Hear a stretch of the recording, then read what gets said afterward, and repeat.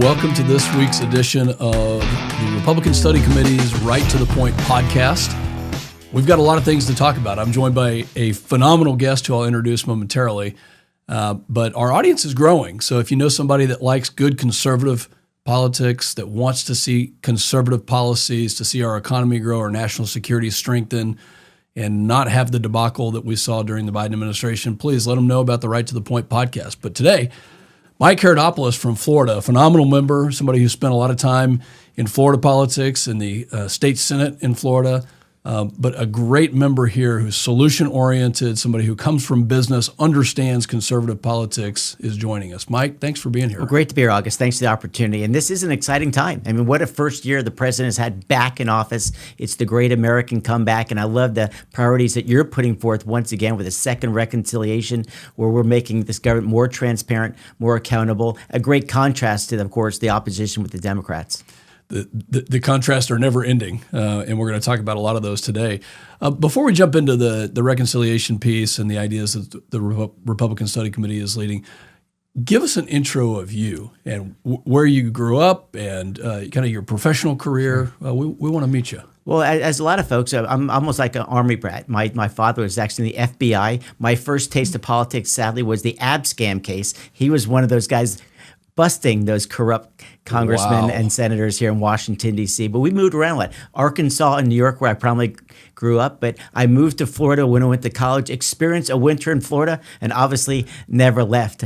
My profession before I was elected in the state legislature was actually a college instructor. At our local college, I taught United States history and politics, wrote a few books as well, was elected to the State House back in 2000. My first vote I ever cast was making sure that, of course, President Bush defeated Al Gore.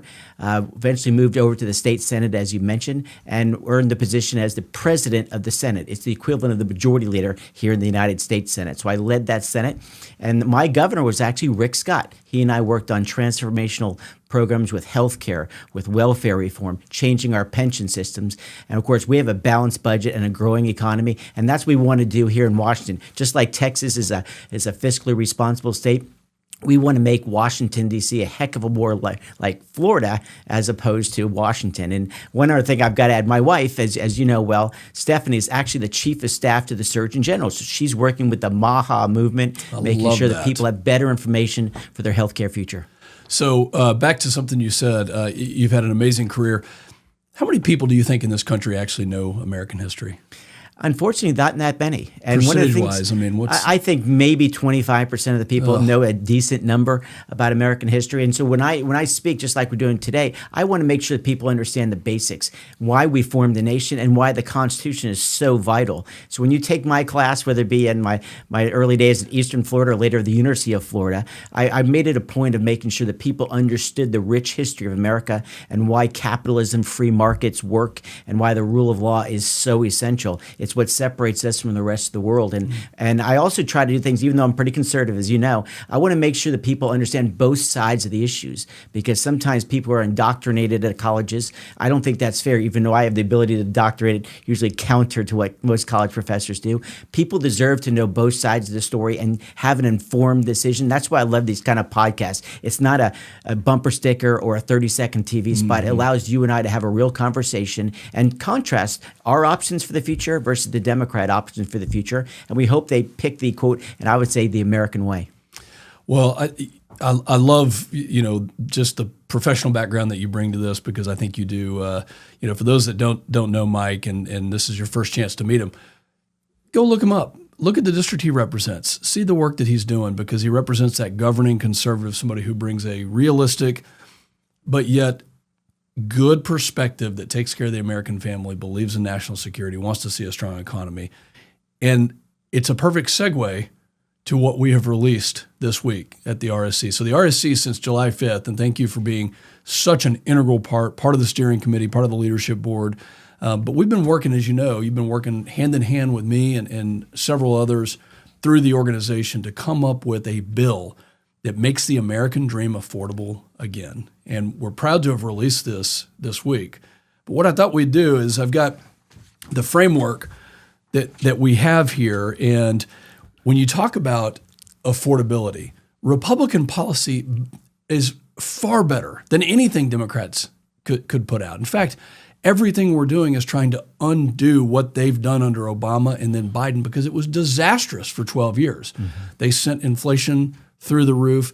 They have a regulatory framework that makes it almost impossible to build things, that they can use time as a weapon, that they can come after you with lawsuit after lawsuit. So what we're doing here, I'll just briefly read the framework, is making the American dream affordable again, restoring the American dream of homeownership, delivering healthcare freedom and a lower cost on drugs and other needs, cutting energy bills, rebuilding the American family, reducing wasteful government spending, and codifying President Trump's executive orders that also do many of the same things.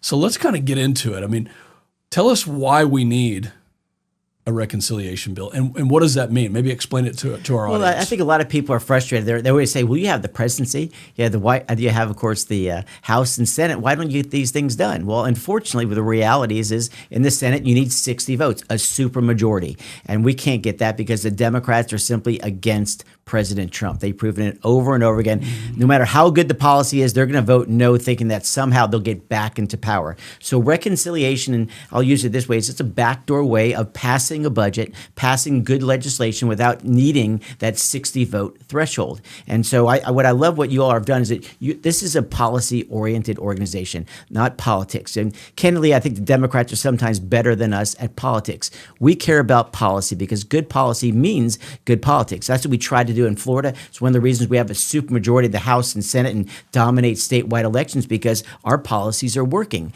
We're not great at politics, but people recognize it's a better place to live, and that's why people want to move there.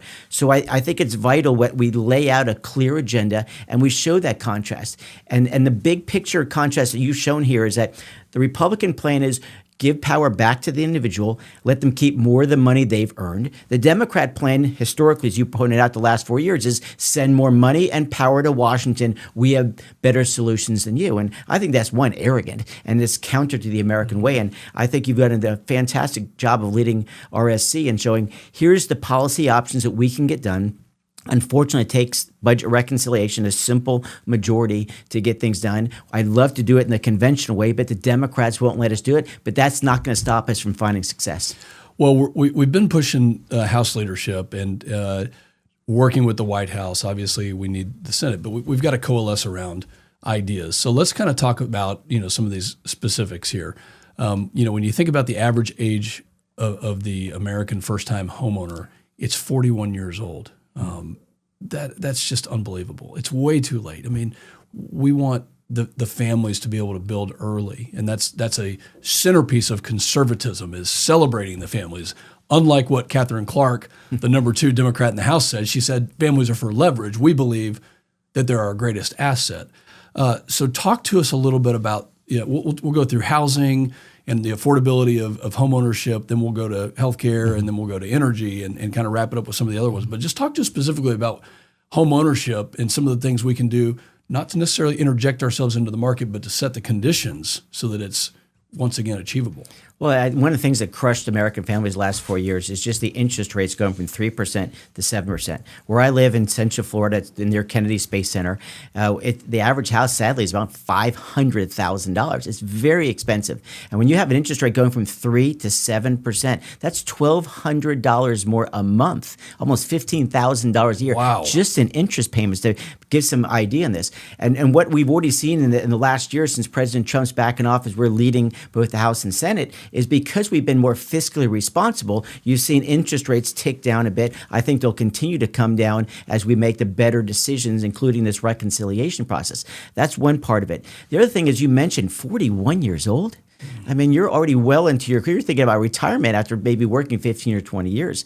Our daughter, who's in her late 20s now, she can afford the payment. What she can't afford is a 20% down on obviously a $500,000 house. So we're going to look at different options for younger people to get that home ownership, which is so essential. It's your biggest investment you're going to make in your entire life. And by one way we can help is being just fiscally responsible. And the positive chain reaction to that is lower interest rates.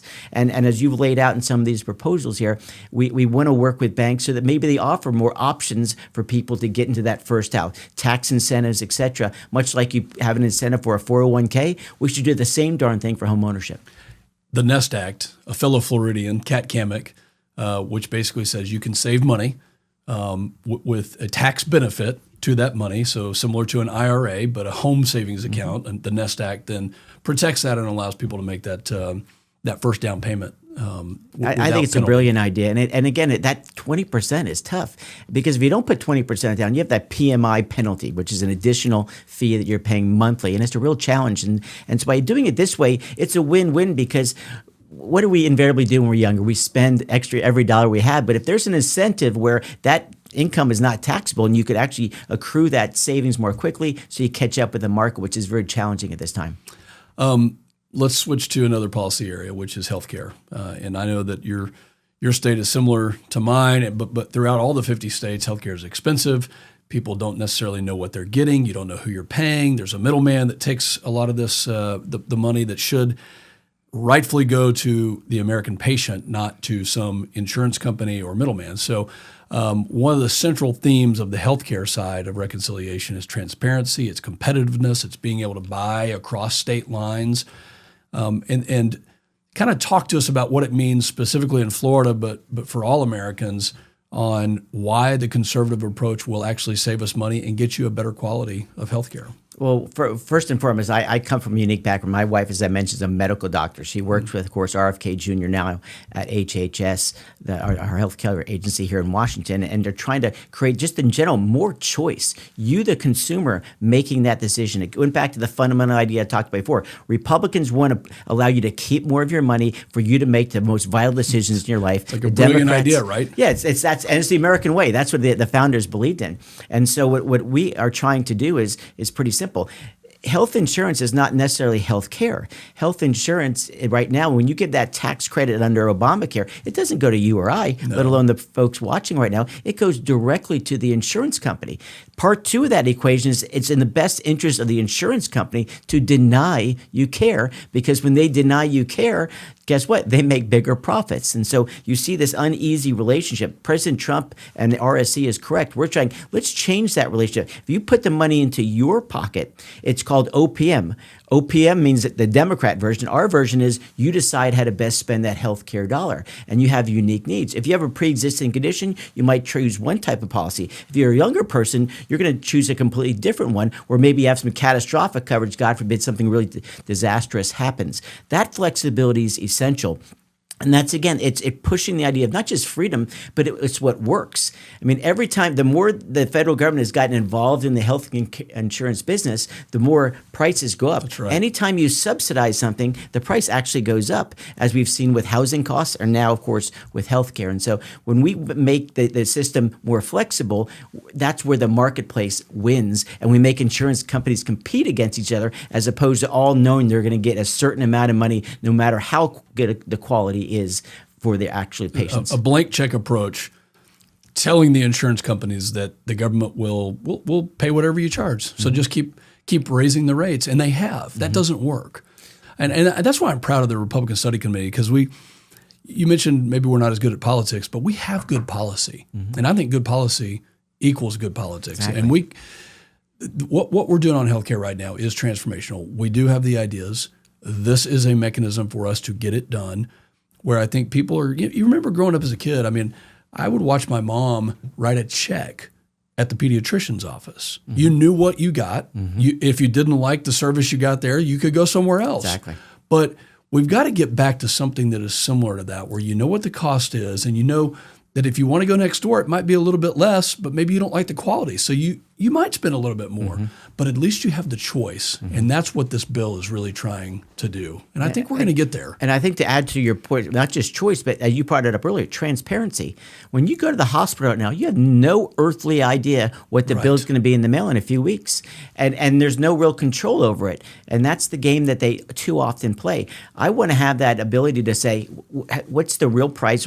Put it up on the board. And there's actually, when you talk about elective surgeries, prices have gone down. They have. Because people know they're literally shopping right. for that. Now, you can't shop for an emergency room situation. Let's not confuse But that's that. not what we're talking about. We're talking about primary care, Exactly. everyday things that we're having to make choices on. And look, when you talk about a healthcare plan in my state, it's between $1,700 and $2,000 a month for a family of four.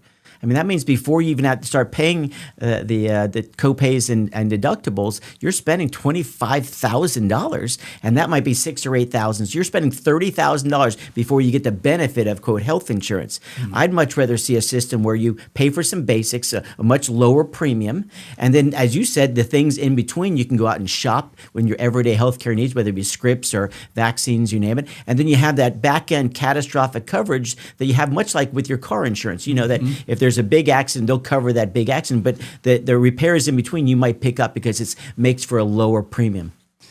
We've got a system that was completely constructed by Democrats, and it's a house of cards. It doesn't work. That's correct. And this is our chance to fix it. We could talk all day long on healthcare and housing. Let's quickly talk about energy, because prices of energy have gone up. The Biden administration declared war on fossil fuels, and they declared war on the reliability factor of good low-cost sources like oil and gas, like coal and other things. As we translate those into electrons and they power our homes and our businesses, how does this bill address that, and what are you excited about as far as in the terms of reconciliation? Well, as you know, I look to you on these issues, and this is your bailiwick. This is the heart of Texas, and those energy issues are so important. We've seen the mistakes made by major nations like Germany and others who invested the wrong way, and their citizens are really paying for it, to say the least. And we want to offer incentives in a smart way, and when we want to find that right balance. And so what we're trying to lay out with your bill here now with RSC is, again, opening up that opportunity where American resources can be maximized. It has been lacking for years. As you know, the Biden administration and prior to that, the Obama administration literally cut off that opportunity to take advantage of our own God-given minerals that were put into our ground. And now that President Trump is opening back up, you see prices come down and investment go up. And so this is the future. And to add one more element to this is that we all know about pumping your car full of gas.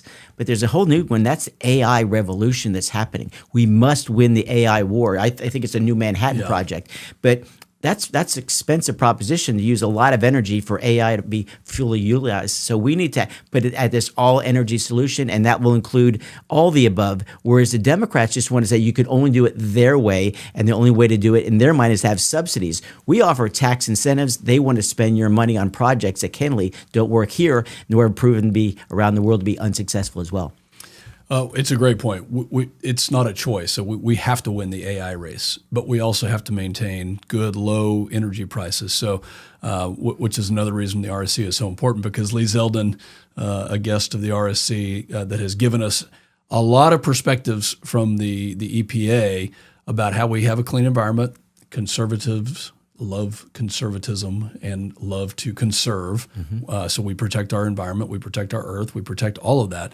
But we're also realistic about it, and we take care of our people. So, we could spend the entire time talking about energy. But what an important topic this really is for our, for I'd say the next decade plus. We're going to get to some football here in a second, and we're going to talk national championship. But before we do that, let's talk about another policy issue, which is Washington's addiction to spending. $35+ trillion in debt. The first dent that we have made in this was the reconciliation, one big beautiful bill where we actually were able to cut $1.5 trillion, which was very difficult to do. But we made that decision.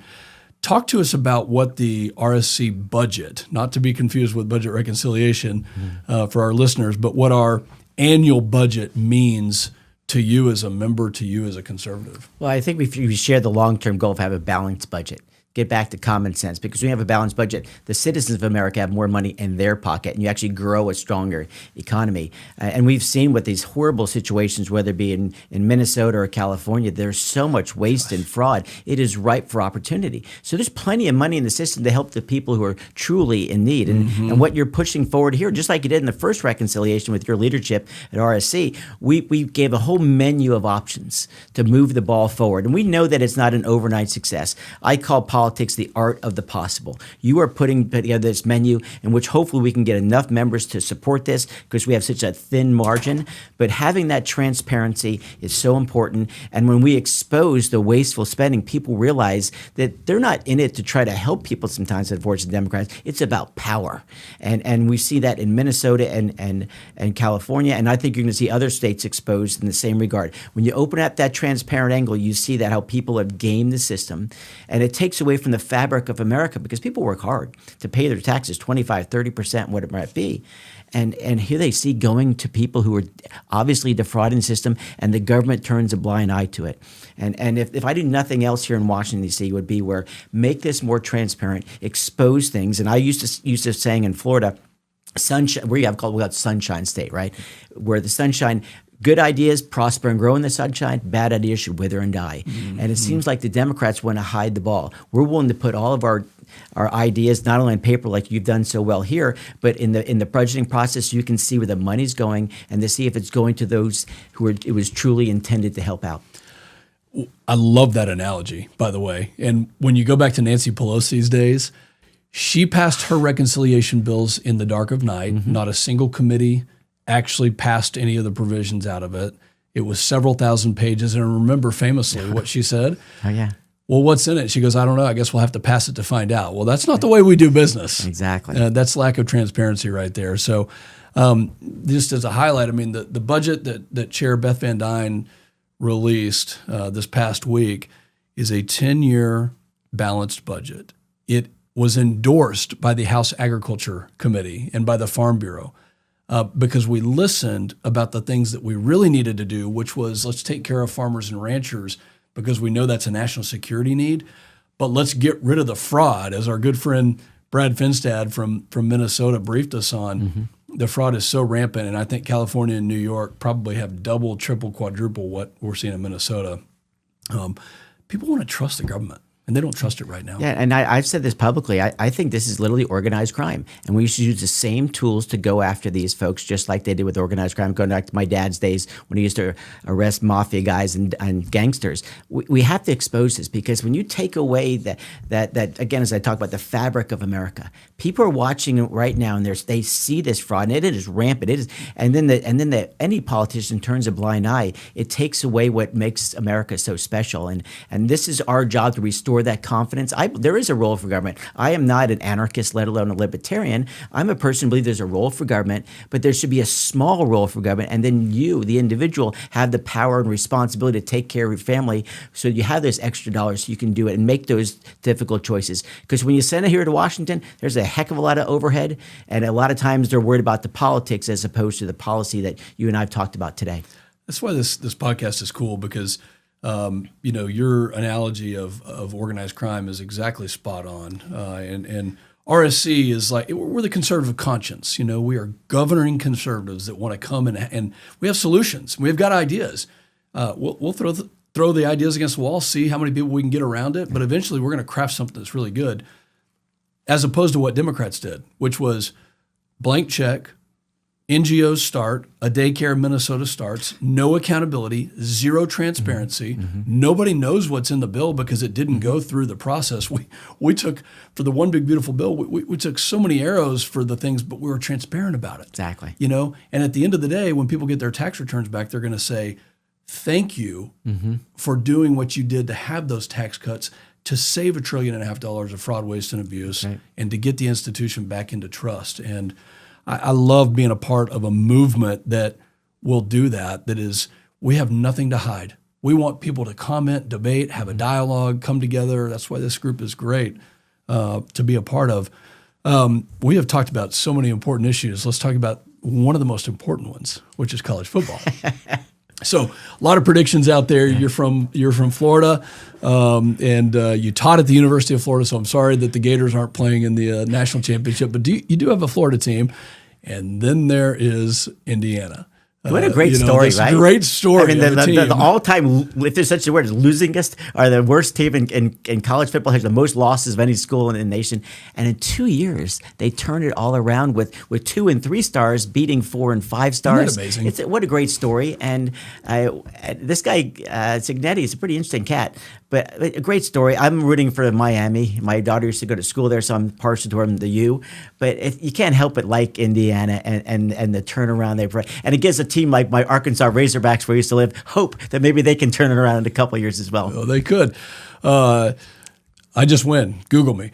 Love that. The Cignetti. I mean, here's what I like about Indiana is I like the fact that you mentioned they don't have any 5-star players. Mm-hmm.